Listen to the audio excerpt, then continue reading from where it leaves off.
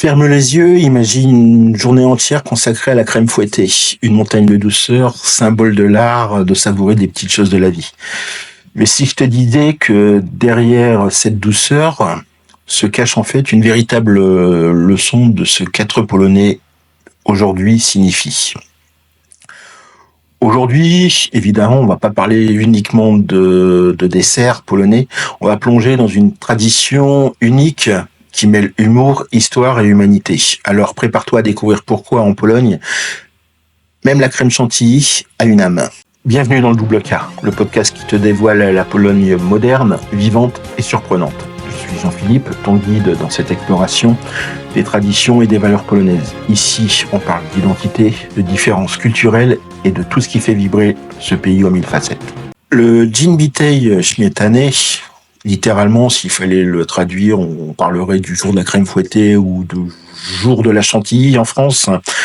Mais pourquoi, vous allez me dire, on a une telle fête en Pologne? En fait, l'histoire, elle raconte que ce jour a pris son essor réellement au XVIIIe siècle dans les cuisines du roi Stanislas Leszczyński, où un cuisinier aurait accidentellement inventé la crème fouettée en essayant de sauver un dessert raté.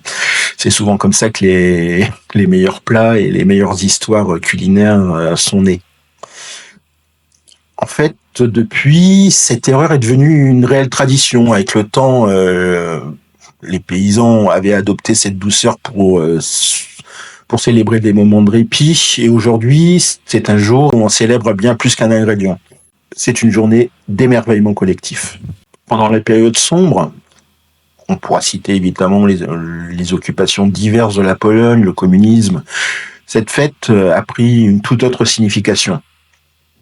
T'imagines un petit peu un peuple qui, malgré toutes les privations qu'il a connues, trouve une manière de transformer des ingrédients modestes en une explosion de saveurs. Faire de la crème fouettée, évidemment, ça devenait quasiment un acte de résistance, une manière de dire un petit peu, nous gardons notre joie, quoi qu'il arrive.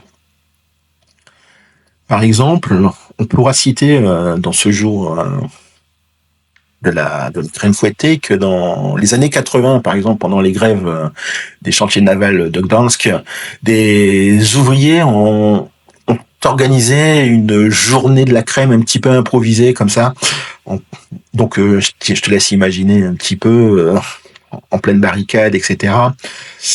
Ce moment, en fait, c'était vraiment un moment de légèreté au moment de la lutte qui reste gravé dans la mémoire collective, évidemment. Évidemment, quand on a des jours un petit peu comme ça, un petit peu atypiques, ça donne lieu à de nombreuses manifestations. Évidemment, en Pologne, on n'y déroge pas. Dans certains villages, tu vas pouvoir voir que ce dzień bitej śmietany est une réelle compétition. On va retrouver diverses compétitions.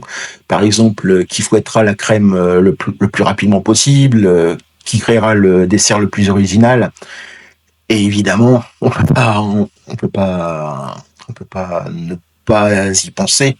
C'est évidemment les fameuses batailles de crème où les enfants, mais aussi les adultes, se lancent dans des guerres, mais cette fois-ci, elles sont de douceur. Moi, ce que j'apprécie avant tout en Pologne, c'est n'importe quelle que soient les traditions, mais c'est surtout la manière dont les traditions sont transmises. T'imagines un petit peu un grand-père ou une grand-mère qui apprend à ses petits-enfants à fouetter la crème. Et bien sûr, en plus de cet acte, un petit peu technique que certains diront, en fait, la grand-mère, le grand-père, la mère, le père vont aussi raconter des histoires de leur village, de leur propre vie, avec une anecdote vis-à-vis de ce plat. Parce qu'en fait, quand on y regarde bien, l'essentiel d'un jour qui est consacré à telle ou telle chose, c'est évidemment la transmission. Donc si tu as envie de savoir comment préparer une crème fouettée à la polonaise, évidemment, il existe quelques secrets de famille. Et le plus grand, c'est quelque chose dont on n'est pas aujourd'hui habitué, c'est la patience. En fait, il faut pas de machine moderne, il faut simplement un fouet, un bol et des bras bien musclés. Mais surtout, il faut une touche personnelle. Certains vont y ajouter un zeste de citron, une pincée de cannelle, ou même une goutte de vodka pour les plus audacieux.